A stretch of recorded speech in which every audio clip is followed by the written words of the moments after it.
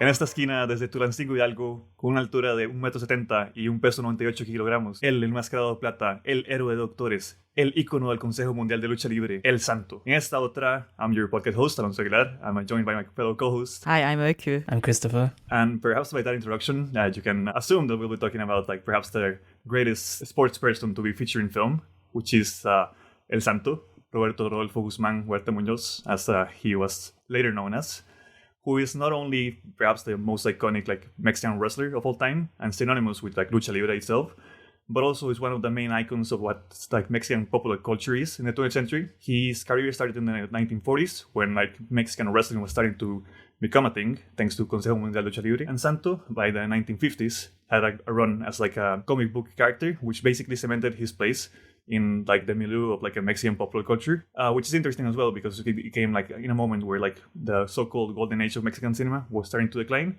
and lucha libre became this kind of like new thing, which was also very frowned upon.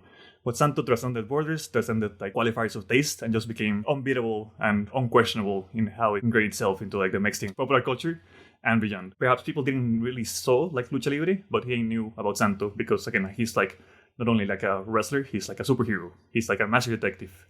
He's like an Interpol agent. He's a ladies' man. He's like the friend of the children. So Santo is basically like the patron saint of Mexican cinema, I'll say. So to start off, perhaps I wanted to ask you more in general about like the Santo figure itself as a pop culture icon, not necessarily in cinema. Because in Latin America, like seeing Santo is almost like something that a generation really like knows of, despite not knowing where he came from. He's just like this manifestation of like pure Mexicanidad. I don't think, as a British person, there's a huge amount of Santo idolatry in our pop culture. But it's kind of something that I suppose sort of peripherally I sort of understood as something that existed. You and I, Alonso, I guess were at the same screening in Locarno of Santo versus the Vampire Women. Now, in retrospect, it's easy to see how much of a perfect introduction to Santo that was, because in many ways, I mean, I don't think in this podcast we're going to talk too much about classical perfection, but if there is a Santo film that has a kind of classical perfection of its style, I think it's that one. And I was just watching the intro this morning just to remind myself because I haven't seen it in a few years. And it's just like this amazing kind of gothic mise-en-scène and this whole kind of cinematic world that's suggested even before Santo appears in the film. So I think it's a like a perfect introduction to what Santo is, not only because of what he does in the film, but the film that's around it, and also the amount of time it takes to actually get to Santo, which is something that you'll see again and again in these films, that maybe like the first 25 minutes of the film will not feature Santo, will not feature Mexican wrestling, will even be set 150 years ago, and then at some point, somehow some kind of plot twist comes along, and Lucha Libre is here to save the day. When you think of like these popular culture figures that might allow you to like enter a universe, I think wrestling is a tough one. Like when you have spy films, genre films, you already have a given universe representations that allows you to enter and feel familiar about it. But in my case, I think wrestling or sports films in general wasn't the case. So when you think of my experience with Santo, even knowing his existence, I kind of felt like that's not my thing. But once you start watching them, you understand that it's never always about the sport itself. It's just an auxiliary or maybe like an accessorize within the film that showcase so many things about genre elements that you can find in different films. So I think there's this resistance that one person can experience when exposed to Santo, because the idea that you have of him is so different than what you find once you start watching them. In that sense, I think like wrestling is perhaps like the best like sports translation to cinema, because I don't want to sound like that too corny, but I think wrestling itself is kind of like cinematic in a way itself. Like you have like characters, you have like a mise-en-scène, you have like again like some sort of script that's going on. Don't want to spoil like the kayfabe for like those out there, but that's how wrestling works. And I think that element also of like the specificity of like the Santo films, despite having this like wide appeal or this kind of like psychotronic mixtures of like genre elements, are something that I sometimes find difficult to describe to people that haven't seen them, because they essentially just like deeply rooted, like in Mexican popular culture in the 1950s, 1960s. So getting to, like, as Oiko was saying, like, not only understanding like wrestling itself, but also what lucha libre means to like local communities. Because again, it's like at this moment in time, it was very like frowned upon like sport. And even like that is kind of related to like how the filmmaking itself, just to give some context of the history, started doing these films.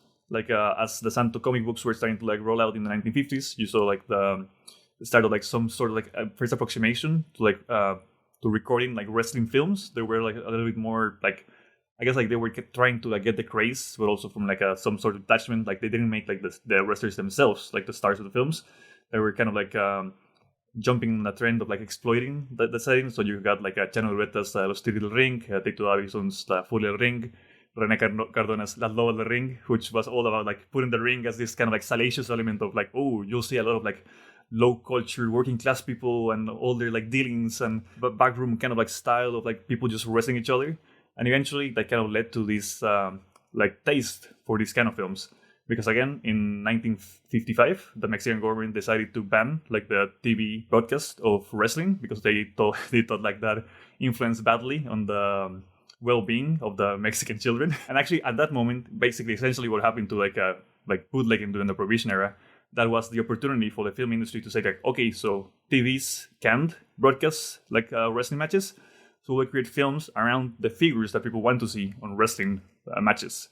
So basically what started out, and it actually wasn't like Santo himself who was like the first one, but just like a funny bit, it's like the first, one of the first like Mexican wrestling films is called El Enmascarado Plata, but for contractual reasons, they couldn't get Santo. So the actual Enmascarado Plata in that film is El Médico Asesino, which is another like Consejo Mundial de Lucha Libre kind of like icon of that era. I guess I wanted to also ask you like, how was like that first experience itself, just like watching these films in terms of their amalgamation of elements. And as Chris was saying, perhaps the earlier ones in particular have some remnants. So what's like the classical precision of the golden era of Mexican cinema? Yeah, I was thinking actually after what Oiko was just saying, I was thinking about the process by which you accept Santo as the protagonist of these films, because for me, by the end of this process, watching 8 for this podcast, I had fully accepted him as just the kind of normal protagonist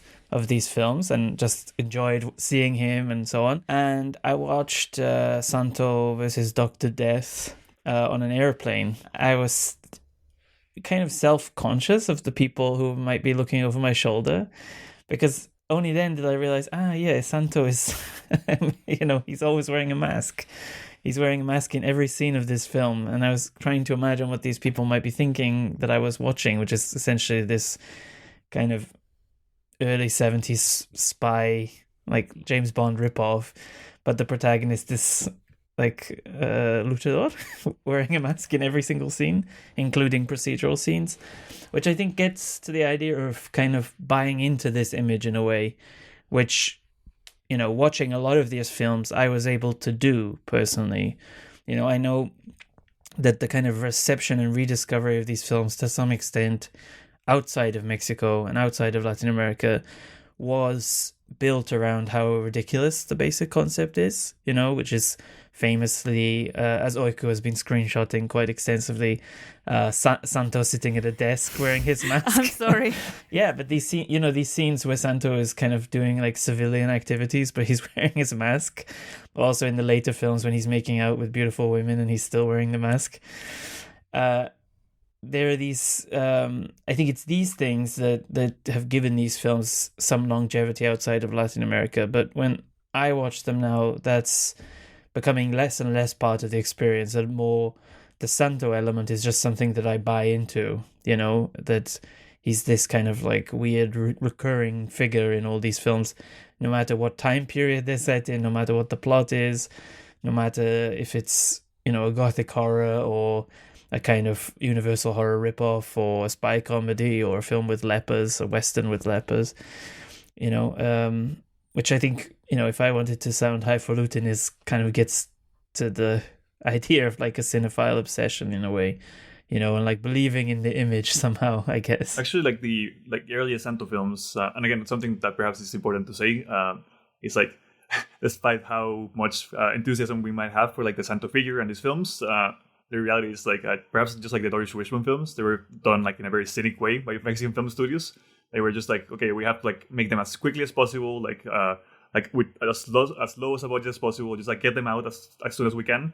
And actually, like during like 1960 to 1968, like 63 films were made with different like Mexican wrestlers, which like the 38% of them are just like Santo films. So he basically composed like more than a third of like the whole production. This like a subgenre of Mexican wrestling films. But the early ones actually, it's kind of like you can see them kind of like testing in real time, like what these films could be. Because I know you guys didn't see them, but like the first two, like Santo contra el Cerebro del Mal and Santo contra los Hombres Infernales, Evil Reigns and Infernal Men, they were both shot in 1958 in pre-revolutionary Cuba, because it was like they could evade some taxes there and it was like easier to them. And they were shot simultaneously because they basically got some like pillow shots of like the Cuban like people just walking on the port, and they were like, yeah, this will work. And you see both of those films, you can actually see like the same shots over and over again used in both of them, despite having different plots. Like one of them is just like a mobster film, and the other one is kind of like a mad scientist film. But in those films, actually, Santo isn't really. He's kind of like a guest appearance, because Joaquin Cortero, which is like a kind of like a classic golden era Mexican like heartthrob character. He's kind of like the main like doctor detective kind of character, and Santo is kind of essentially like a Deus Ex Machina that's just like, oh, what can we do now? And just like Santo appears and solves like solves whatever is going on. And also in that case, you have to kind of put like the parallelism of what was going on like in the Mexican film industry, because again, like the golden age of Mexican cinema is basically from like the late 30s to like mid 50s. And when they start doing these like Santo films, like the luchador films in general, it's like a period of like a lot of like decadence, because like TV became a thing, and so we're like, okay, so we'll keep doing this like as cheaply then as possible. We just like start embarking on like B films even before like the Santo films, as we perhaps saw in like the Locarno retrospective.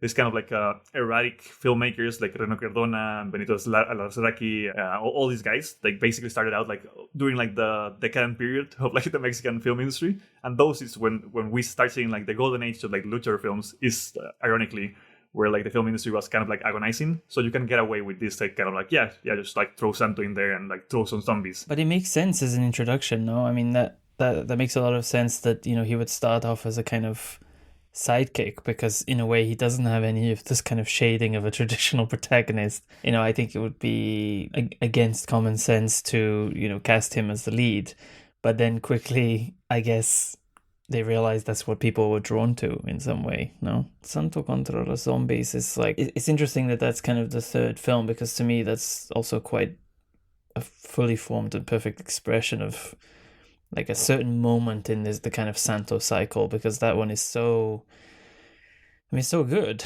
Also, you know, there's a point where yes, it's cheap, but it's, you know, there was a certain kind of Baroque quality to those images. I think you compared it to Tono, and it is kind of like this sort of secondhand Tono, which is like quite effective, and like it's still using, you know, mise en scène in the way that the later films had sort of, you know, cast by the wayside. But, you know, there's like these kind of long camera movements through spaces, there's silence and so on, and then at some point Santo appears to like beat up the zombies. And also it's, you know, it's interesting also, I mean we can get into this later, but there is an interesting tension in the Santo character himself, that he is both kind of this kind of mythic, vulnerable Superman-like figure, and also he gets beaten up a lot. You know, he is this, in the end, of course, he's a Superman, but in a lot of these movies you see him get his ass kicked, including in Santo contra los Zombies. Like there's a scene where outside the zombies, I think, rob a bank or some kind of like safe deposit box, and Santo appears and they're outside the building, and these zombies beat up the security guards, and then they beat up Santo, and then there's this kind of long shot of the grass where Santo is just lying completely unconscious for 20 seconds. And I'm like, oh, okay. Because both, you know, that's like very characteristic of these films, that both those elements can be true within the same film, that he's both a Superman and someone who's kind of, you know, constantly getting slapped around. And in the later films, I mean, you see him often wrestling with people who like really beat him up for a long time. I also noticed that he always receives the first blow. Maybe that's a generalization, but I from the scenes I remember, I started to like memorize. I started to like look carefully if it's the case or not. But I can say that most of the part, he always gets the first blow, and then like to a certain extent, this keeps on going, and then like the holy spirit of the luchadors maybe just come and help him, and then he just reverses the action. But also, I think that tension is inherent to the his personality itself, because there's this. I mean, El Santo, it's the holy quality, right? The protector of the society. There's this virtues that are associated with him. And he's often portrayed as the representation of the good. But then you also have the scenes, it's in Dr. Death, I think. He meets with a girl. He already has a girlfriend in the film. But then he meets with a blonde and they go on a ride. And then he immediately starts kissing him. So it's not a very virtuous thing to do. On one hand, these are completely unself-aware films, and on the other hand, they are quite aware of their own sort of postmodern tendencies, because like this, each film is able to contain like contradictions that, I mean, like when you try to explain them to someone, it doesn't really make sense. Like you just have to kind of believe it. Like either you have faith in these films or you don't. I mean, to me, even more than Santo himself, like the fact that he's in a silver mask no matter what he does, the most incongruous elements of these films, I think, are those wrestling matches, because it's almost kind of pornographic in a way. You know, it's like watching like hardcore pornography, because you're watching a story and then you say, okay, now it's this part. Even in the films by the better directors, the directors who have more of a sense of style, it doesn't matter. When the wrestling match is there, you know, it's shot in the most kind of pedestrian, clear way possible, because it's just trying to give people, it's trying to tick the box of something that they wanted when they went to the cinema, you know. So and we, you know, we've joked also that, you know, it's like a 75-minute film and there's 3 wrestling matches and each one is 10 minutes. So, you know, but somehow like the films are able to sustain that, and that's also part of the weird spell of these films, is that they like are able to like combine all those elements and still somehow hold together. And I think one of the interesting parts of the entire films that we watched is the way in which different filmmakers or different films try to incorporate through gimmicks the wrestlers and the wrestler matches, because there's always someone who either embodies the wrestler, like a Martians brainwash a wrestler, or they have this crazy machine that they replicate Blue Demon. So there are several ways in which a filmmaker can incorporate a wrestling match. And these strategies, even though they're quite incongruous, as you said, I like the effort, and I like seeing the threads or similar threads traveling, navigating from one film to another. Because even no matter how many directors there are, I think there are some a Santo canon that makes you, once you watch more and more, makes you recognize these elements and enjoy them more. Like stealing wrestlers, kind of like energy is kind of a thing that has been like ripped up multiple times. Like the first one that did it was like Ladrón de Cadáveres in 1957, which is a Fernando Méndez film of the El Vampiro fame, if you know that you're Mexican B cinema. And that one actually was like a pre-Santo film, so the wrestling stars in that one are like Crox Alvarado and Wolf Rubinsky. But just talking about the filmmakers itself, you can really tell about like which filmmakers kind of like align themselves more with like the spirit of the Santo films better. Because the first one were done with Joselito Rodriguez, which was kind of like a melodrama filmmaker from the golden, that kind of phase of the golden era. And you can see that tension of he doesn't really know what to do with Santo. He had like a film with Huracan Ramirez, which was like another like emblematic like wrestler of the 1950s, but it was done more so in like an earnest melodrama of like a wrestling family, and he's like teaching his kid to like wrestle, and like there's like the social hardships. And then he comes to Santo films, and it's like, okay, so there's none of that here. And then you start seeing, because as Chris mentioned, like the elements of like Santo versus the Zombies, and how he has like this kind of like archaic pictures, kind of like gothicness about it. That's because it was done by Benito Larraqui, which is known for like classic B movies like Muñecas Infernales and Espiritismo. So he already had this kind of way of like, basically these filmmakers came like, okay, so I know how to do this, and then I just need to find a way of like getting Santo in this.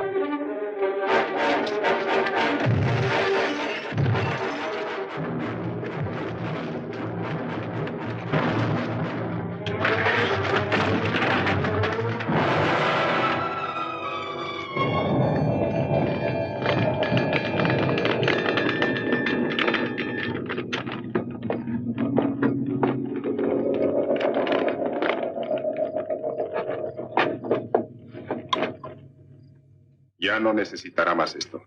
Gracias, Santo. In 62, just to like a transition to perhaps like the best known of these films, Santo contra la Mujer Vampiro, Santo against the Vampire Woman. You can also see that in Alfonso Cuarón Blake, because I think despite him having also kind of like a journeyman career, as most of these filmmakers did, I think like the way he and Santo kind of like aligned is something that's very, very difficult to replicate. Even after, I mean, this film happened very early on. We rarely got to that same, like, the heights of this film later on. It's an interesting one because, of course, the protagonists in that film are women, vampire women. So you see all the ways that the filmmaker, that Alfonso Cuarón Blake wants to find a way around just showing Santo beating up women, which I think like wouldn't necessarily play well with the audience. So in that film, it's almost like the plot kind of resolves itself besides Santo, you know, like and that's one of the weird things about that film to me, is that it's like such a great film, like such an amazing object, and yet it's really like kind of two films, you know, in a way that even Santo contra los Zombies isn't. Each of these filmmakers like finds different ways to resolve that, and sometimes they don't even resolve it. That's the fascinating thing. Sometimes they just leave it as is, and somehow it works. Somehow there's like a weird logic to this universe that it doesn't really matter, you know? While I was watching these films, I thought about Scooby-Doo. Big time. Because Scooby-Doo itself is inspired by serials, obviously, and this also goes back to serials. But from the structure, the way we watch these films, feels like that Santo was actually a serial, and then we have these central plots that are not necessarily related to him, but through his quality of superhero or superpowers, or his intelligence, his knowledge in with the supernatural world, or with the intelligence, spy intelligence, he just becomes involved with them. And once you get this perception of continuity, you're on board. It's fine, and it doesn't bother you as much as not seeing him until almost half of the film. There's also a similarity maybe which doesn't work in Diabolical Acts, because that film also has an extensive world building as a Vampire Woman, because we have this whole lore with the moon, with the vampires. So the film wants you to like understand that background to finally get in the action. And I think Diabolical Acts also tries to extensively explain why all these people are coming together. Yeah, in that sense, they kind of tried a lot of times to kind of like give them some sense of like lore building and kind of structure. Actually, they tried to make Santo a serial, particularly with the Federico Curiel films in the early 1960s, which are 3 films, which Santo has some sort of sidekicks and like a detective and like a journalist. They are, I think you didn't see them, but it's like El Rey del Crimen, El Hotel de la Muerte, and Santo contra el Cerebro Diabólico. And they aren't really like that formally inventive. You can really see these were kind of like thought about as like second half, like, yeah, just put them on TV at some point and they just play there. But then those kind of structures immediately collapse because the filmmakers then didn't have like resources, and there's like a lot of like erratic like things happening with like where Santo like eventually a lot of film studios in Mexico were like, as soon as they could, they just like offered Santo a lot of money, or like some sort of like decent money, or like just upping the other bit so that he can like switch to their studio so they can make money out of his figure. So actually you can see that when he does like against a Viper Woman in 62, goes to this series of like films, I think all in 62, 63. And in 63 he goes back to another film with Benito Alasraqui, which is against in the Wax Museum. So he tries the serial route, and then he's like, okay, or the film producers are like, okay, this didn't work, we'll go back to like Gothic Santo. And they'll do Wax Museum and Hacha Diabolica. And you can see, essentially, as I was mentioning earlier, just like this back and forth to like film studios trying to like, see in real time. So what sticks, what's making money? Yeah, we'll just get Santo on that train. El Hacha Diabolica is like the kind of...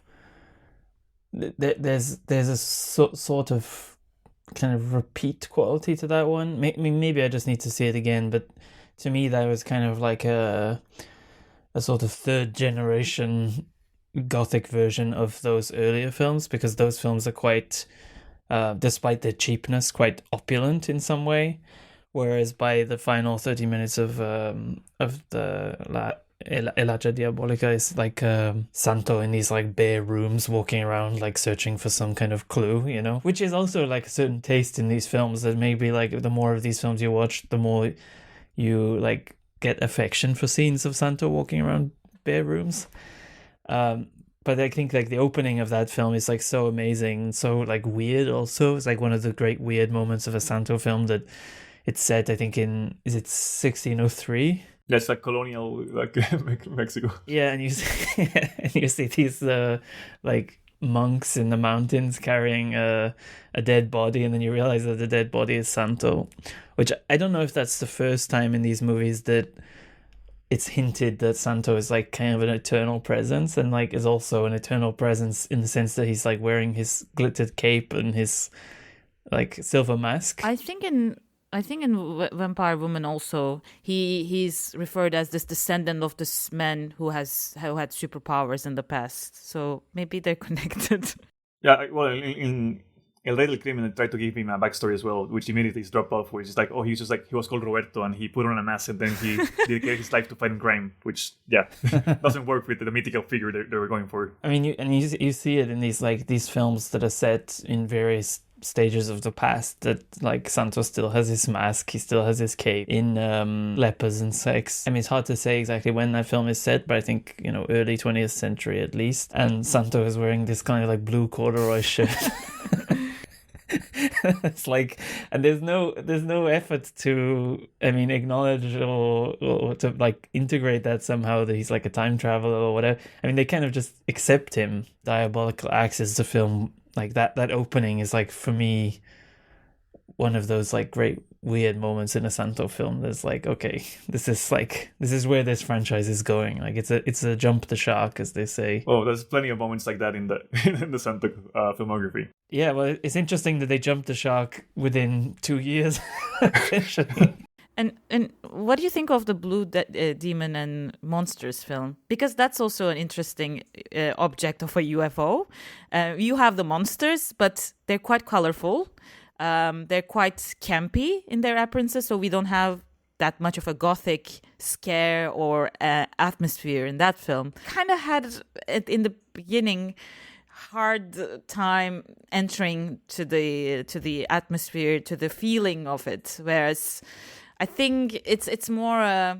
It felt more similar to the Turkish ripoff than, because you have all these like archetypical figures of horror cinema: Mummy, Vampire Woman, Wolfman. This like it's the Avengers of Gothic heroes. Yeah, well, talking about Blue Demon also, just to give that context, Santo was perhaps the first one that made it big in these films, so naturally like other studios were like, okay, quick, what's the second biggest star? Okay, we got like Blue Demon there, we got Mil Máscaras, we had, actually before that also they got Neutron, which was a persona created for Wolf Rubinsky to be like a luchador superhero as well. And that's where Federico Curiel comes from in his like a wrestling film expertise. So actually in the first Blue Demon film, they kind of like try to have Santo guys appear and tell like the audience like, you see, Blue Demon can also do this. He'll also be fighting crime. So please go watch his films as well. Essentially, during the film, which is Blue Demon against El Poder Satánico, which the Blue Demon films also kind of like basically became intertwined with the Santo films, as the film studios were like, again, like agonizing and thinking like, okay, well, Santo films are getting stale with the audience. We need to throw something in. And by the end, actually, you see like Santo with like various different figures, and that happens throughout his like the filmic career. Even before that, Fernando Oces, which was another like a wrestler, he appears in some of the like early '60s films. I don't think anyone. Oh yeah, in El Hacha Diabólica. That was supposed to be like a star-studded cast, because you got Santo, you got Lorena Velázquez, which was of like La Luchadora fame and one of like the like figures of like the Mexican Golden Age, particularly the rumberas like genre. And Fernando Oces, we watched a luchador, and it was like, yeah, this definitely be like a hit, and it kind of wasn't. So then immediately switched to this kind of like more, as you can see, this period particularly, that what I was referring to, like this transition in the late 1960s to the more like erratic and psychotronic like Santo films, where like the gothic elements or this like kind of like the last remnants of like the technical prowess, I guess, of the Golden Age are like clearly gone by now. So you see also this change to color. As they like quickly edited, you can see like random cuts. You can see like a lot of like very stiff acting as well, particularly in like the Lepers and Sex, which we'll get into that. But yeah, talking specifically about Contra los Monstruos, that one is one of my favorite ones actually, but particularly because it's like just such like difficult to describe, because it's just like these sequences, so they're just like beating up like this like kind of like all cast like a second-hand like Universal monsters. On these like stiff suits, and each different like Universal monster has like their own way of appearing on screen, and they just like find their way of like, okay, so we need them to be in the same like frame with Santo or Blue Demon. So how can we do that?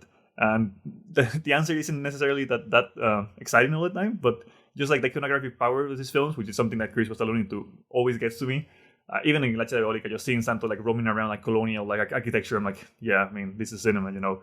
Or like in Santo and Blue Demon, like the crash zooms they do with the Cyclops in particular, I'm like, yeah, you know, this is what's going on. But in this period as well, talking about like Against Los Monstruos, and also the other kind of like going back to this like esoteric realm of like gothic horror figures.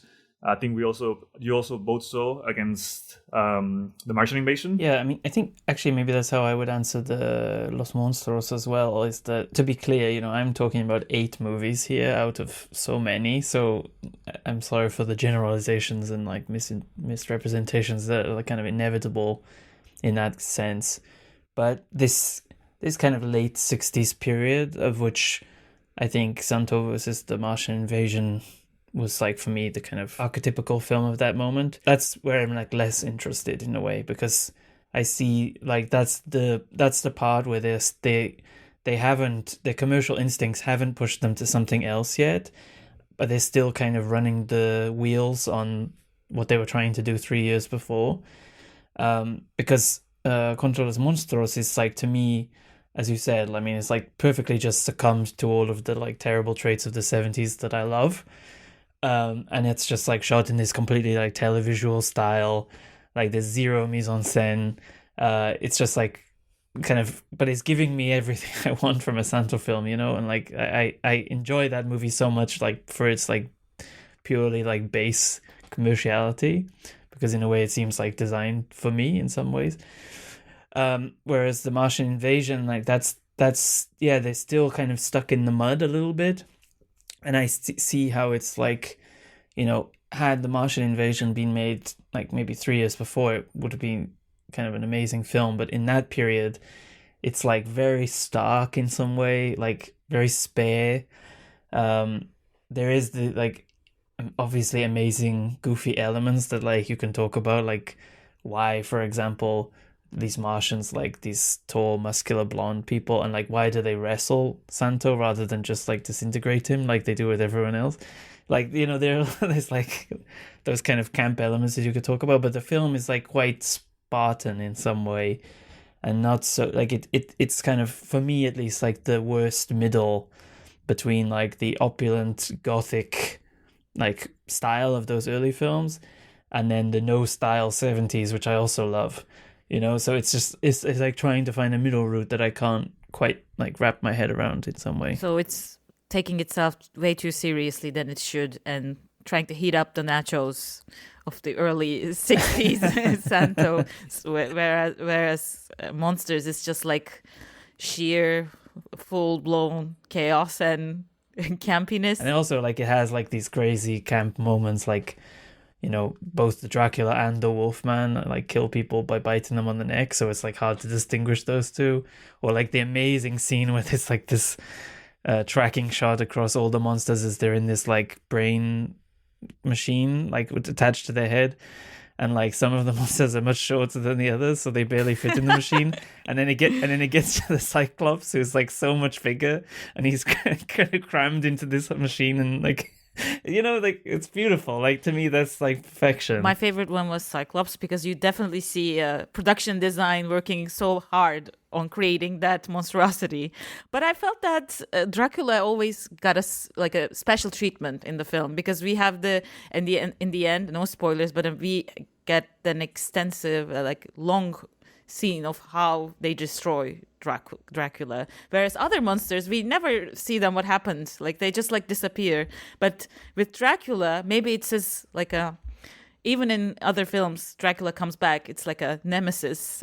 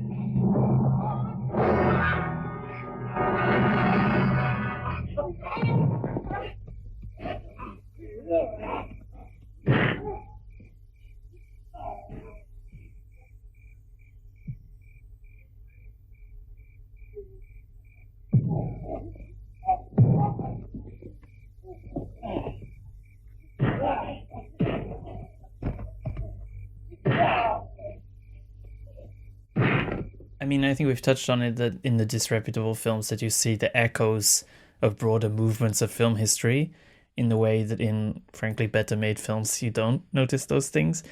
But also, it's interesting, like, to me as a Mexican cinema fan, to see a lot of these kind of directors who have made amazing films make some of the worst Santo films, or the films that I like the least. Santo versus the Martian Invasion is directed by Alfredo B. Crevena, who directed Muchachas de Uniforme, which I think is like one of the best Mexican films. But I also see that he also directed Santo's penultimate film, The Fist of Death. I think it's the last Santo film that even has like any personality, but it's not well regarded at all.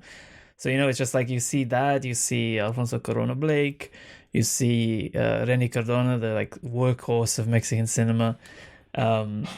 Like, you just see all these guys who like sometimes would make really amazing films, like would be really switched on, would be like amazing, I wouldn't say visionary, but like something close to visionary stylist. And then they would make this film and it's like, you know, medium shots in like flatly lit rooms.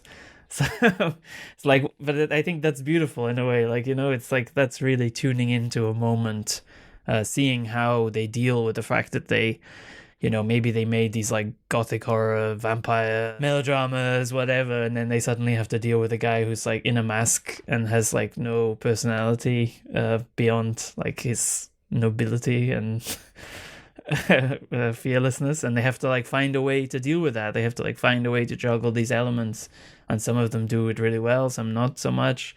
Some of them do it really well in one film and then they do it badly in the next film. You know, it's like very fascinating to me. Speaking of three different things you just mentioned, which are like René Cardona, these reputable films, and I was mentioning vampires, I think those all three things collide in El Vampiro y el Sexo, which is perhaps one of the most controversial entries in the whole like Santo canon.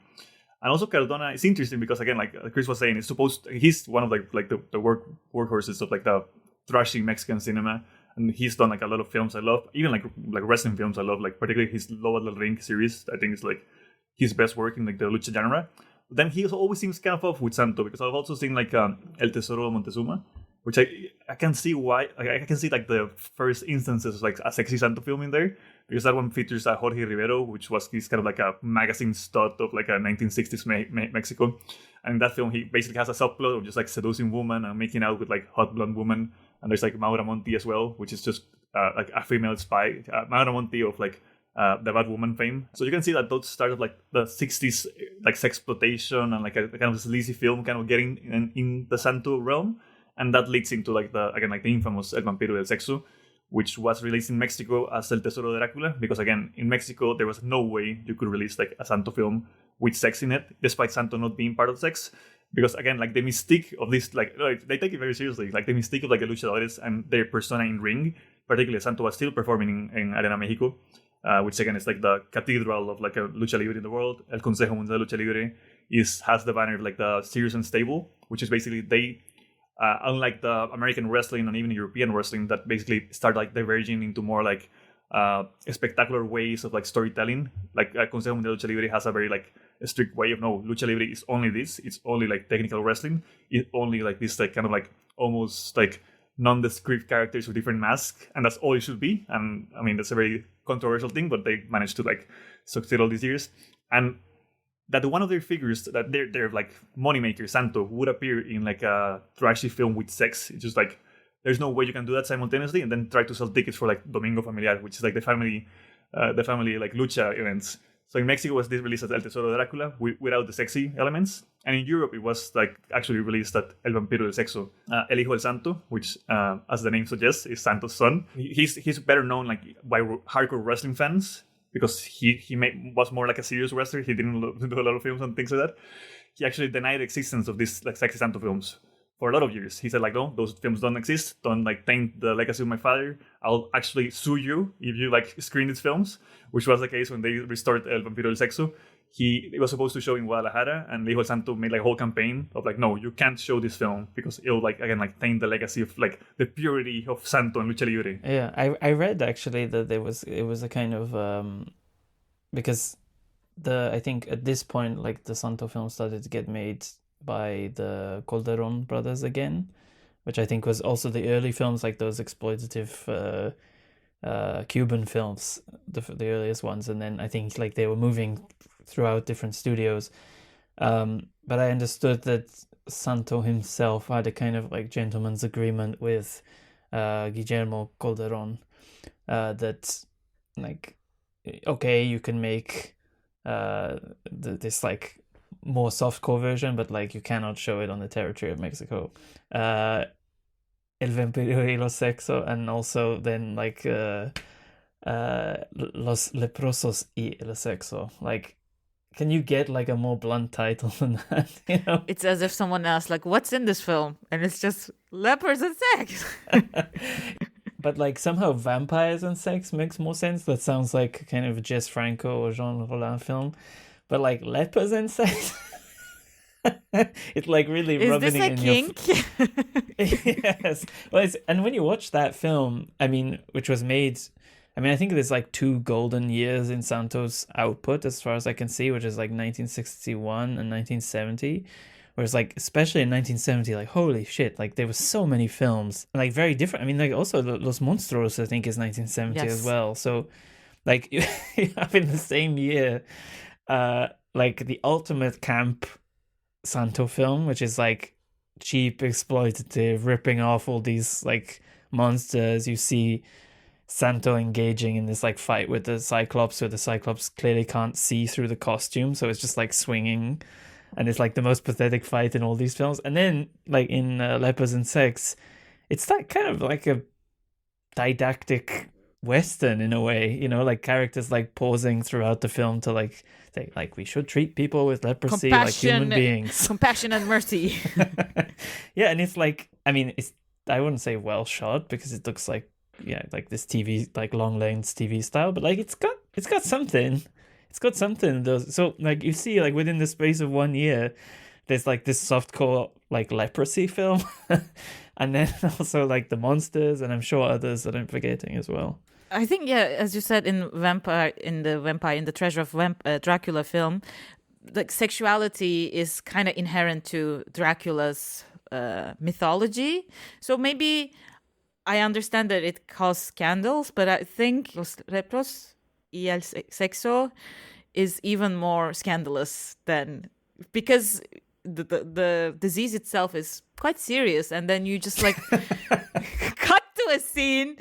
I think we're talking about the same scene. Like one of the bandits, he just like barges into a room, and he take hostage one of the women, and then they just like, she resists, and then she's like, okay, well, what the hell, sure.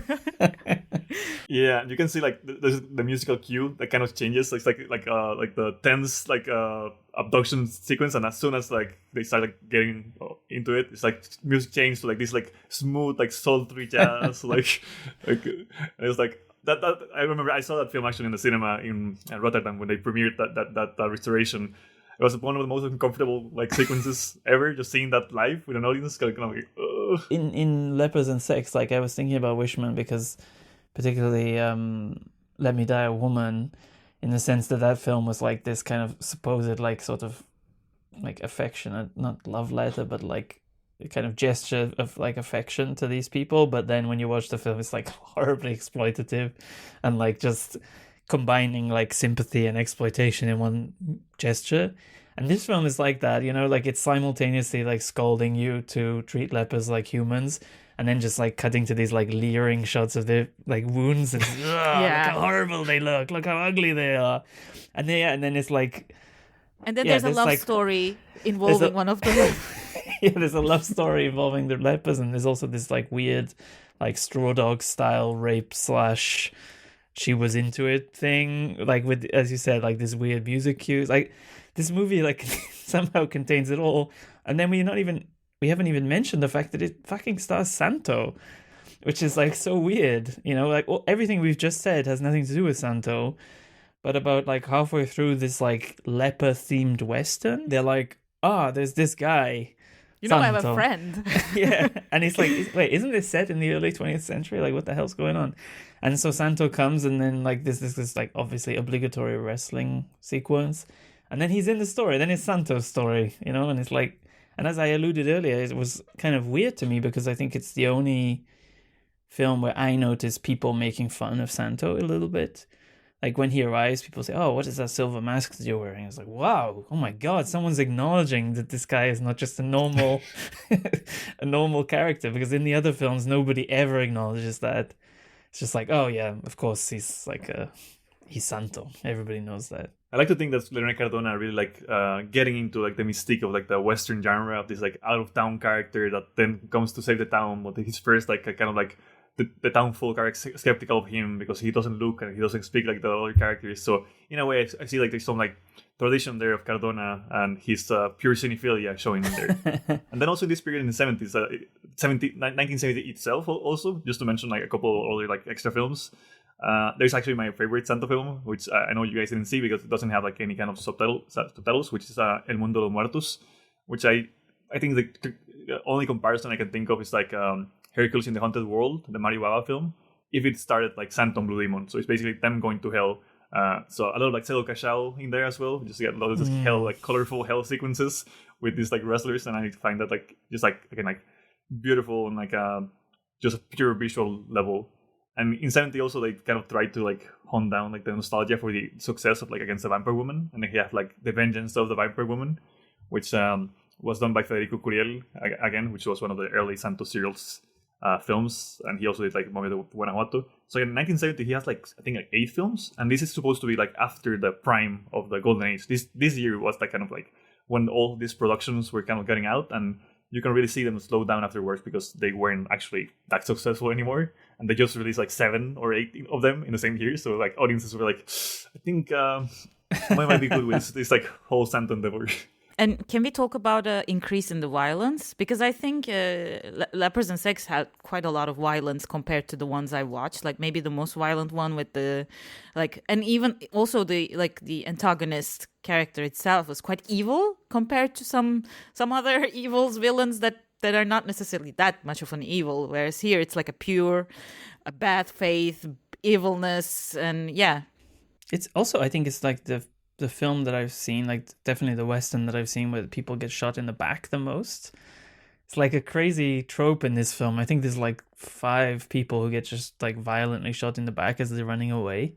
So it's true that like there's this like Santo, the saint, who's like unimpeachable, and he's like in a world of just absolute evil, like amoral violence. And it's like somehow those two can coexist in the same film. But yeah, you're right. It's like in that film, it's really weirdly shocking. Yeah, because we are also like accustomed to Santo not using any guns or any knives. So he just like wrestles, he tries to like win through his own willpower on his own force. Whereas here we have this world that everything is settled through guns. But I also want to go back to Zedoka's show because I feel like they're just like the exact opposites of each other. But who would win? Santo. I mean, Santo has the technical grappling skills. Like nobody can match like a good old-fashioned mat wrestling, you know. Santo, ese más bien parece pichón blanco. Si nosotros que somos machos, porque esta es tierra de hombres, amiguito, no podemos con esos asesinos.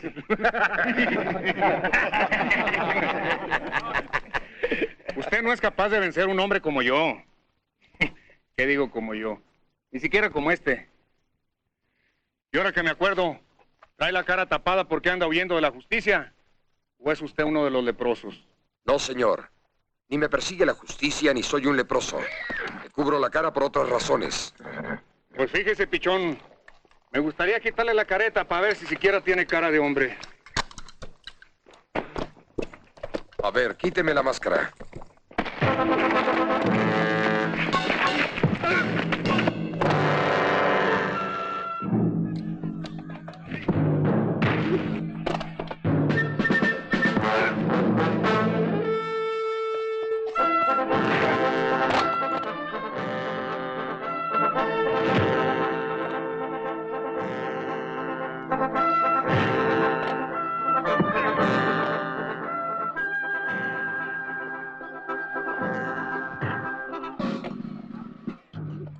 This is a bit of a like digression, but wasn't there kind of beef between Santo and Blue Demon originally? Wasn't that like the start of the mythos together? In character, like in kayfabe, as they say, which is like the wrestling like narrative world, they are kind of antagonists. Like Blue Demon used to play heel in Arena Mexico.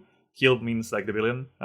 Actually, that goes to what Oiku was mentioning, which I wanted to acknowledge as well, which is that the structure of the matches in wrestling is when you have like a heroic character or like a babyface, as they call technical in Mexico. They start out like getting like beat down because then you can like hype the crowd as they make their comeback. So you can really tell that in how they structure the fights in the early Santo films. Because again, Santo is like, oh no, how can Santo overcome this? And he'll naturally overcome it. But then you get that sense of like of sitting down on the dust, and it's like, yeah, come on, Santo, you can do it. And that's like what gets the crowd in Arena Mexico hyped. So that same like structure of the match, it's interesting to see it like superimposed in film. And Blue Demon, yeah, originally he was like Santo's biggest rival, but in the films they used to just like show up as buddies. Actually, I think that's also one of the main elements I enjoy about like Against the Monsters, which is like despite being like mind controlled and anything, you get to see some like Santo and Blue Demon action, which isn't necessarily as usual as you would think in these films. You don't really get a lot of like other like wrestling characters like wrestling each other, and then it has to do a lot of like the business of wrestling, which is this idea of like protecting a wrestler. So if you're a big star, you don't really want to get like, even I know it sounds ludicrous, but like even if you're like fighting like monsters and things like that, wrestlers think and promoters think that will affect their persona, that the paying audience will think less of them if they see getting beat down like by any sort of like monster or other wrestler. So I don't want to get that. They only sign up, okay, let me make sure that I'll win this match, even if it's like in this like ludicrous like exploitation film. Like they have like these big egos that they need to maintain because that's like their like well-being as well. I mean, you clearly see that it's important because in Dr. Death, like the Interpol comes to him and he says like, you got a mission. You have to like track these people down in Madrid. And he says like, no, I got a match. I have a contract. I have to. So it's clear that it's important. By the way, I was curious that whether there are fan fictions of Blue Demon and Santo, but there's no heated rivalry. But maybe someone who will listen to this episode and decide to explore that domain. Acknowledging the obvious, like wrestling itself is like a very like homoerotic kind of sport. And my friend Karina Solorzano has a great piece about that. Actually, she wrote for like the Mexican retrospective Locarno. She compares like rumbera films, which are these kind of like cabaret dancers and in Mexican film, and how they're approached in their bodies, and also how wrestling films kind of like accidentally do that, particularly in the early stage. And when you have like figures like Wolf Rubinsky and like Fernando Oses, and there's like these films kind of like trying to make their physique imposing, and they kind of gets to this element. So it also makes sense to me. Like eventually they went like the sexy route as well. It's like a lot of like heated tension was there regardless, I think. But like in those kind of softcore films, like the sex is kind of something separate in a way. Like there's like the wrestlers, there's the men, and they're sweaty and hunky and like grappling with each other, and then the sex is like in another room with another man and the naked woman, and like it's a different kind of world. Like, and the two like you never see Santo fucking in these movies. Let's put it that way. Oh no, that will never happen. That will never happen. People will get shot, and literally if that happened, there will be like riots on the streets. Yeah, like should we talk about Dr. Death? I mean, that was a movie that I chose literally just because I realized there was a huge gap in my like planned viewing, because there was 1970, like this like sort of golden year that we mentioned, and then in my list there was after that nothing until 1979. So I kind of just plucked this movie. Like I think I saw Alonso gave it 4 stars, which is like huge recommendation from Alonso. So but I didn't really know what to expect. Like the title and the poster don't really like suggest anything specific. And I was really shocked to find like kind of a well-made movie. It's fucking great. It's so good. And it's like, and it's also like, you know, I love many of these movies, but it's like, it's obviously I'm saying well-made in quotation marks, but like it's well-made in the way that none of those earlier films are, in the sense that it like integrates the kind of Santo story quite well, and it like functions basically as this sort of loungy spy comedy, or like light comedy sort of spy thriller, and it's like smooth and yeah, really bordering on respectable in some ways. But like despite that, I really liked it. This is a film you can recommend to your normal friend. Well, yeah, if they can get over the fact that it's like a masked wrestler is the protagonist, yeah, sure. which is of course very funny that there's this like elaborate art heists involving like a sort of sleight of hand by a restorationist who wants to like keep the original paintings and is like whatever. So it's like an international art heist movie, and like the Mexican police, like to solve this, sent Santo, like the famous wrestler, and of course, as with everything, he proves quite adept at solving this like mystery of the art heist. So and it's beautiful because it has this kind of like a like international mystery kind of like style, very 1970s as well, and just like beautiful character names as like Dr. Robert Mann, and like naturally the villain lives in this like Spanish castle that just happens to be his own, and all these like genre mannerisms in there. But also, as Chris was saying, like it's like surprisingly like it doesn't feel as makeshift as like particularly like the early 70s Santo films, because they were kind of struggling. I know we didn't see those films, but they were kind of like struggling spiritually with what they wanted to be. Because in '69 they tried to make Santo like a family film figure with Santo versus Capolina, which Capolina is kind of like a slapstick comedian like Cantinflas. And then actually they bring that same year, Santo versus Dr. Death, they bring Miguel Delgado, which is better known as basically directed a lot of like most famous Cantinflas films like El Padrecito and El Bolero de Raquel. So we're kind of trying to reframe Santo as some kind of like more like family friendly Saturday morning kind of character. And then you get out of nowhere this like random Spanish filmmaker, by the way. He's Rafael Romero Marchant, who directed this film. It was kind of like better known for doing like this kind of like C-tier Spanish westerns, Santana Kills Them All and Garringo, and like a lot of like this like films were made in Spain during this like the Franco dictatorship, because they were kind of like easier to make there, and not a lot of questions were being asked. Kind of like post spaghetti western, and then you see him like tackle this like mystery Santo film, and I think he does that very, very, very successfully. And it's also very colorful, not only like the visuals themselves, but how it flows, as Chris was saying, like this loungy feel, despite being one of the longest Santo films actually, which is I think it's 97 minutes. And it just flows like seamlessly. I think some of the 70-minute films, despite me loving them, sometimes kind of drag a little bit when you get like these like insertions of like full matches in them. Yeah, it was kind of a discovery, because this one I hadn't seen. I knew it was like one of the favorites for other like Santologists.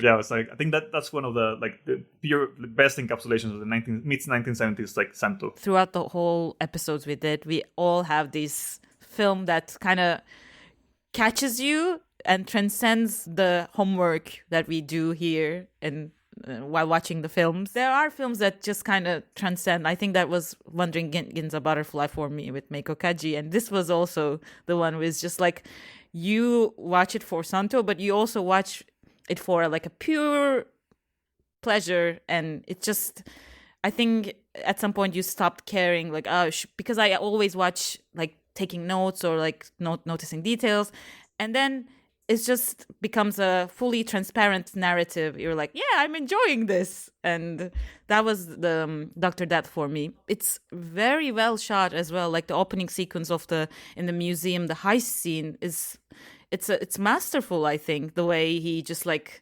dangles in air, the window panes and the colorful window panes. Like there's quite an aesthetic pleasure you have while watching those scenes.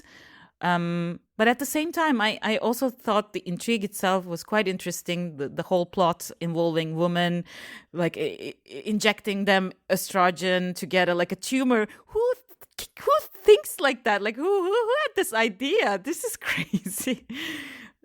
So elaborate for a Santo film. So I like those elements as well. Yeah, it also is interesting in Santo versus Dr. Death that this, like if you look at the wrestling matches, like they are like much better integrated. I mean, of course, also like part of this process is that like we have just watched many Santo films at this point, but I do think that is one kind of measurable difference in this film to the earlier films, is that like here, you know, like they're shot from like besides the ring, looking up, like there's more like they're looking for more kind of cinematic angles to shoot the wrestling, so it doesn't have the same like exhibition like quality that the earlier films have. Like it was like much like, of course there's Santo in the film, so there has to be wrestling, but we can shoot it, like we can stage it, we can like find interesting angles, like it can be better integrated. And like I don't want to make it sound like this film is respectable like by any means, like it is still like exploitative and like messy film, but like in a really beautiful way. And as you said, there's like the Dr. Death element of the film, which is this like art collector who's like extracting things from these like women who is imprisoned, and then like throwing them into this vat of, what is that, acid or something, which of course, yeah, so it has like this kind of like really like pulpy quality as well. And of course, like when things are going to hell in the end, other characters accidentally fall in the vat of acid and so on and so on. So like it still has all of the stuff that you want. It's just like a little bit more polished. Like that, by this point in time, like some of the Santo films already played in Europe, particularly. They kind of became their own like cult icons, particularly in the this they contextualize in the B movie kind of sphere. I don't think they were like as respected as well, because eventually you also get like as I think we mentioned at the start, like the Samson, like the dubbing of the character, which was like perhaps how American audiences first experienced it, also like through like Mystery Science Theater 3000, which was making fun of the films. So that relationship also kind of like changed over time. But I think in the 1970s there was clearly also like the expectation of like, okay, these films could be internationally like accepted, and I think like Santo to Dr. Death is more aware of that. At least tries that, which isn't the case for the latter ones. Although this like international spy film, like loungy, tone, I think it's what basically like starts being like the norm for these films afterwards. Not as successfully, I'll say, But I think we can also talk about what I think is also one of the most successful examples of this. I think Chris briefly saw this, which was like a Mystery in Bermuda. I think this like 1-2 punch with Dr. Death really like helped me understand like this later period of Santo. I think my instinct tells me that I was just lucky and I just like happened to land on two of the better ones. Misterio in Las Bermudas is like if Dr. Death is a bit like relaxed, this one is like the fully like Hawksian like Hatari vibe, because it's just I think it was shot in South Florida, again connections to Miss Doris Wishman. Like it's reached a point in the series where the film's just a kind of acknowledging that you just want to like hang out with your buddies, Santo, Blue Demon, and Mil Máscaras, and it's like that's the movie, you know. Like it has like a preposterous plot that's like, of course, it's like very funny, which is like to do with like the Bermuda Triangle and evil scientists, and also this princess from Irania who's like also a karate master. Oh my god. So it like has this absolutely absurd plot, which also like the scientist is like using the Bermuda Triangle myth to like disappear famous things, But like when you watch the movie, like you're basically just like spending the whole time hanging out with your buddies, you know, and it's like it's like the wrestlers, some beautiful babes that they're hanging out with. There's like a scene where they go to the gym, which is like amazing to me, like one of my favorite scenes in a Santo film, because you just like see the guys going to the gym and they're still in shape, but they have like 60-year-old bodies, so they're just like working out in the gym, hanging out with each other. It's like bliss to me. Something that we didn't acknowledge, I think, is that Santo was born in 1917, so like, and I think he started wrestling in the mid 30s, and then he became Santo in like the early 40s. So like this period that we're talking about, even those like first films, like the Las Mujeres Vampiras, like that like Santo at that time was what, 40? So like his like earliest flowering as a film star was when he was 40 years old. So by the time of 1979 and Misterio in Las Bermudas, it's like, how old is he then? Late 50s. Late 50s, and like he's looking good. Like I don't want to disparage him. Like he's very fit, but he has like an older man's body, and so just like this, like, and the filmmakers, like, of course they kind of understand that, so they just want to give you the space to just hang out with him, and he's like with these beautiful women who are like in very loose-fitting clothes, and they're just like going to the beach, they're drinking margaritas, and there's like this like ambient crime plot. There's like both barely acknowledged and also like really detailed. And I don't want to I have to spoil the ending, but like it's not kind of immaterial, but like it ends in nuclear holocaust. What? Which for a movie that like has essentially no like no propulsion to its plot, it's like, again, it's just like basically like these guys hanging out, doing martial arts, beating up bodyguards, throwing people in the Florida Bay, and it's like this kind of like very loose plot, and then suddenly like at the end is like there's this framing device. It goes back to these like, I think, father and son who are talking about like the myth of Santo, and they turn and they look over the horizon, and then an atomic bomb blows up and just like wipes everything out. I mean, I kept telling you there's a connection between the nuclear panic and Santo, and there you go. There you go. There's something there, actually. And also in this film, just like, I don't know why Gilberto Martinez Solares, who's actually also one of like a better known, I don't know if better known, but he's also kind of a cult figure in like a Mexican like decadent period of like golden age, which he done some like Tintan films, most famously El Rey del Barrio. But he also is better known by Satánico Pandemonio, which is kind of like a cult classic like of like a non-exploitation in Mexico. So I think he's also very well suited to like the Santo films, particularly late Santo. So actually he did, from what I've seen of his Santo films, I think he did like my favorite ones, which are like Versatile Monstruos, El Rey del Mundo de Muertos, and Misterio de Bermudas.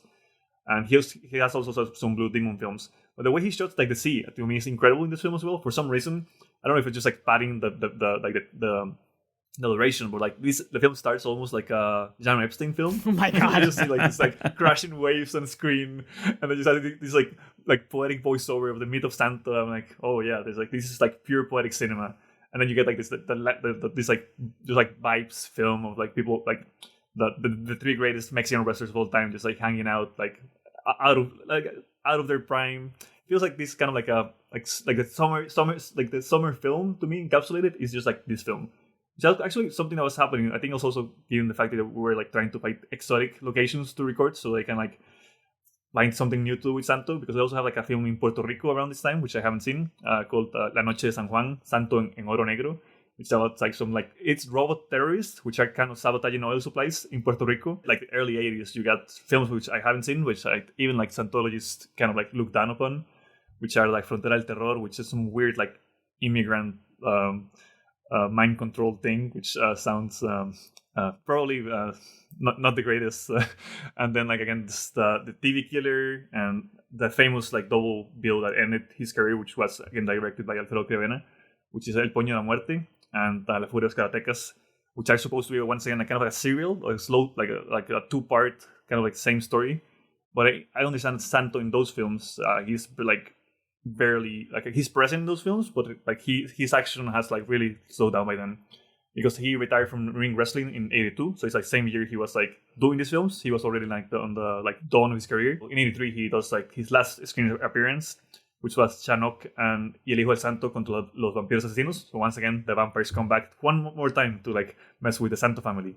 But in this case he was trying to like kickstart his son's career in film, El Hijo del Santo, which I think I talked about earlier. But El Hijo del Santo, despite being like one of the best regarded like technical wrestlers in Mexican history, he took his wrestling career a little bit more seriously. So he actually didn't engage with like film starring that much, and also because like the Mexican industry at this point was kind of like over like the luchador genre. It was kind of over like a diminishing returns. So afterwards, actually, these luchador films, which I think is something interesting to perhaps to briefly discuss, is like even for like Mexican like cinephiles that I know of, they grew up like these films showed everywhere in TV all the time. But they're basically like disregarded as just like trash films and like just like these like Saturday cartoon almost kind of things. And they show like this in Latin America. Actually, sometimes I joke that like Latin American dads have a better sense of cinema because they know of these films, while contemporary cinephiles are just like watching these like I don't know horrible art house films. But yeah, in a way, these films never really didn't get their due until I'll say they're starting to be more like reappraised by the contemporary cinephilia a little bit more, like showcasing these like genre elements and like this like esoteric realm of filmmakers. But throughout their like careers, even when they were released, they were commercially successful, but they weren't discussed as we're doing in this podcast. Like they were never really like taken seriously as art.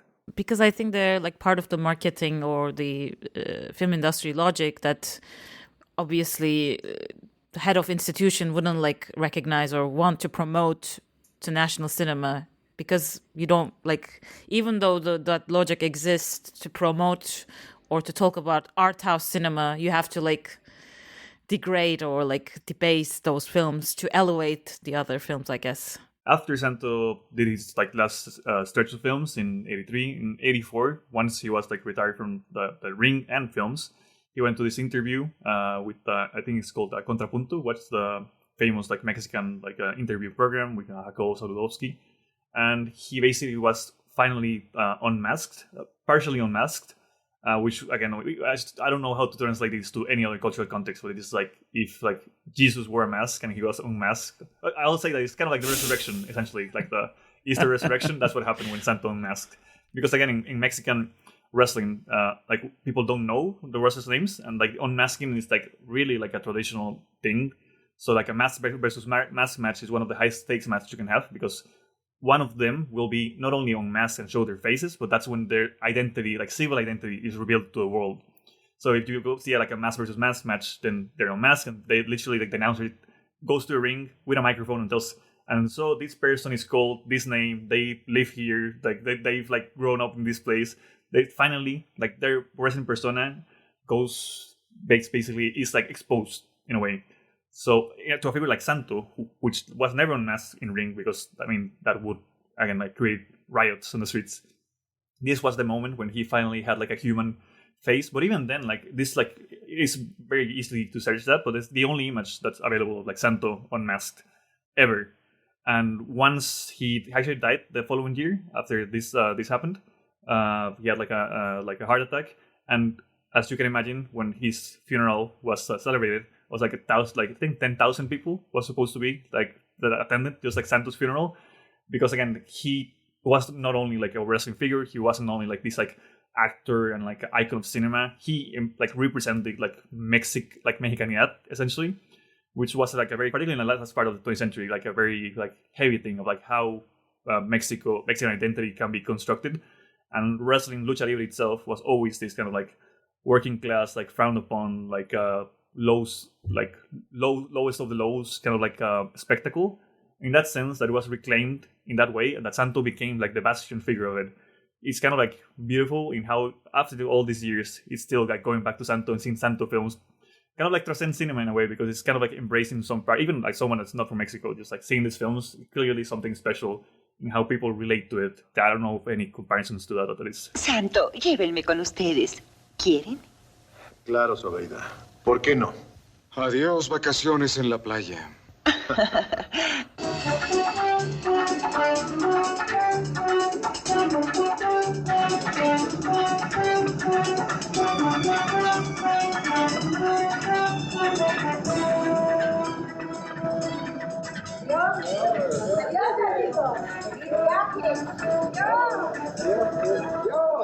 Después de todo, esto va a ser una aventura que nunca olvidaré.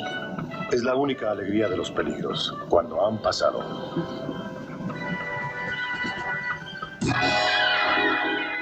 So, what are you guys been watching this week outside Scientology canon? I actually stumbled on one like of the best screenings I've been to in ages, which was a very random screening of like a Thundercrack, a Corey McDowell film, famously also like co-produced by George Kushar. If you don't know what it is, it's essentially like a almost 3 hour long kind of like sexploitation porno film. Well, George Kushar is kind of like a very like famous and like iconic like figure in like sexploitation, like sex films and like amateur film and underground film in this period. I'm not that well versed in his stuff per se, and I know Corey McDowell also is kind of they collaborated in a lot of these films, very like taboo films and things like that. And Thundercrack again is like kind of this like Roadhouse kind of film, which has like an intermission like within like the film itself, and it's in a way it's kind of like old dark house kind of like arc. It feels also kind of like going back to RKO Pictures, kind of feels like an RKO Picture plot if it had just like a lot of like 1970s like freewheeling sex, hardcore sex as well. So seeing that also in the theater was kind of like an experience, and I saw it at BFI, which isn't the sexiest of places. So the hardcore elements of the film are kind of like, I'll say that they don't start out that successfully, but just so you see like this like kind of like voyeuristic side of like this like old lady that owns this house, and just seeing like these young horny people just like going at it. But eventually it becomes more and more like intertwined in the sexual tension in the house, and there's some taboo elements as well involving a gorilla in a suit, like a gorilla suit as well. But there's a lot of like flowing sexuality. It's kind of like a secretly a queer film as well in many ways. And again, like, the fact that it's like almost 3 hours long and has an intermission. So even like the sex, like unsimilarly sex itself kind of becomes almost like goes beyond the point of just like being like there for exploitation and arousal, and because something else.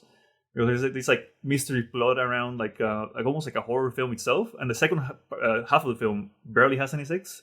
So it kind of like, it's funny to see how it has these like incredibly like black and white sequences of just like shadows in this house and like looming sounds and figures, and then cuts to like also very inspiredly like shot, I also like unstimulated sex scenes, like the way it frames particularly the torsos in this film it's quite like stunning, and it finds like always new ways, I guess, also given the fact that it's like almost 3 hours long, to frame like the human body in like I guess like in alluring ways.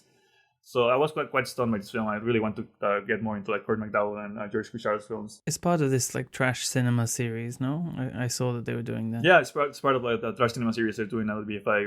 So I was kind of surprised they were going with this, because they're also showing another Corey McDowell film. I think it's Sparkles Tavern. So they're really like actually doing their due diligence with embracing like the trash cinema like canon. What about you guys? To be honest, I don't actually have such a good answer this week, because I've been mostly just kind of immersed in Santo. I was trying to find 2 examples of things that I've seen that are very un-Santo-like, and maybe from two extremes. One of them is La Strada by Fellini,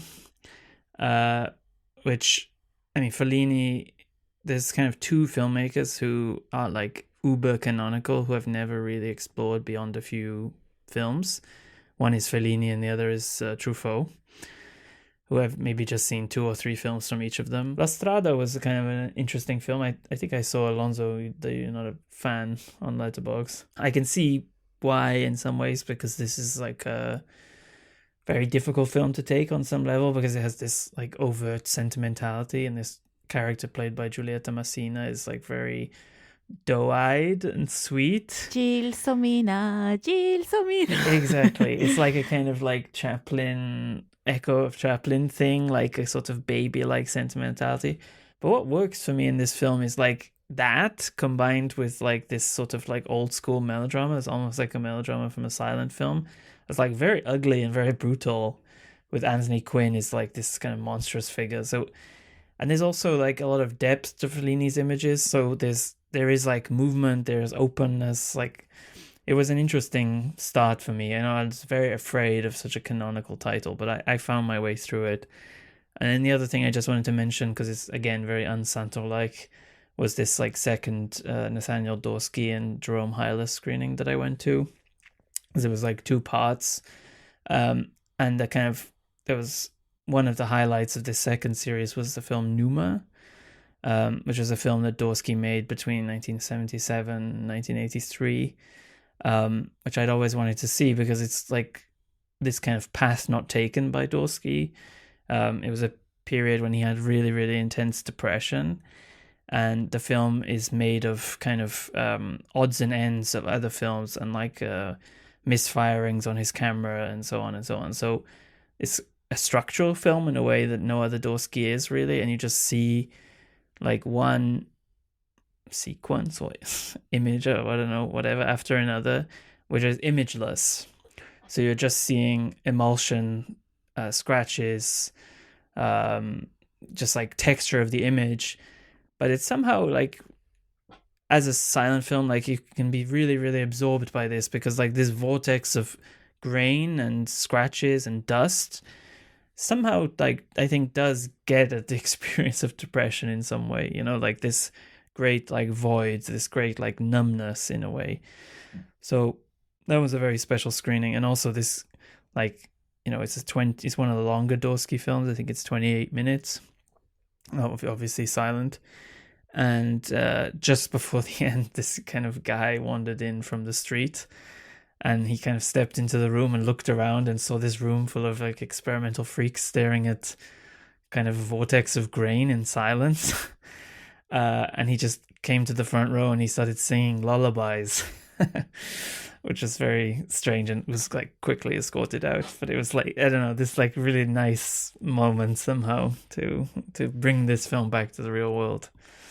What about you, Oiko? I've been trying to find my way through Nikatsu Roman Porno's films, but it's really hard because there's so many of them. So I'm just like going through Letterboxd and like reading synopsis and trying to find like films that kind of look interesting. And I watched this film called Flower and Snake by Masaru Konuma. I think this was one of the extreme limits that I will probably find in Roman porno films, because it's hard to watch these BDSM, very hardcore BDSM films that have disgusting elements as well about some kinks. And I'm like, where is this going? Where is this going? I don't know, but it was hard to watch, to be honest. I kind of feel like I'm alienated in a way to pornography in cinema. Like, I think I've seen everything. No, but like I'm exaggerating. Obviously, there are probably things I don't want to see yet. But yeah, it was an important step in my journey in Nikatsu canon. But other than that, we've been watching Santo a lot, and I felt the responsibility to go and check this fake exported Santo, imposter Santo that appeared in Turkey in 1973 in a film called Three Giant Men. I mean, I knew about this film through a documentary called Remix Ripoff about the copy culture in Turkish cinema. So this was one of the films that was mentioned in the film, because in 70s, the Turkish cinema was just copying everything, popular culture, especially in America, and which is why we have a lot of superhero films.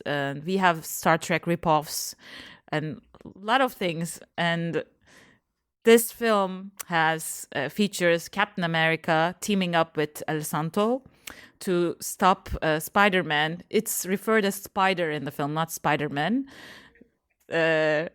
To stop his crime organization operating in Istanbul, but also involving money laundering schemes internationally. But our heroes, Captain America and Santo, comes in normal civilian clothing, so he's more than half of the film he's not wearing a mask, which is outrageous. That's shameful. He's outrageous. I mean, I can take Spider-Man being a criminal, murderer, and a money launderer, but Santo with no mask is disgusting. And he goes to a karate studio at some point, and he just like vibes with the guys doing karate there. And at some point, he's wearing a jacket on which, in the back of the jacket, we have like an Indian figure. Like, why is this man wearing this jacket? Like, there are so many questionable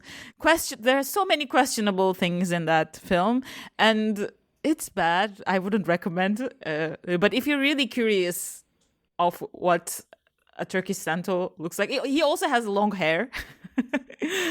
It's a shame to real Santology canon, but it's still an interesting that, because I know that karate films, kung fu films, had a lot of audience in Turkish context, but I don't know if Santo is as well known as to be included.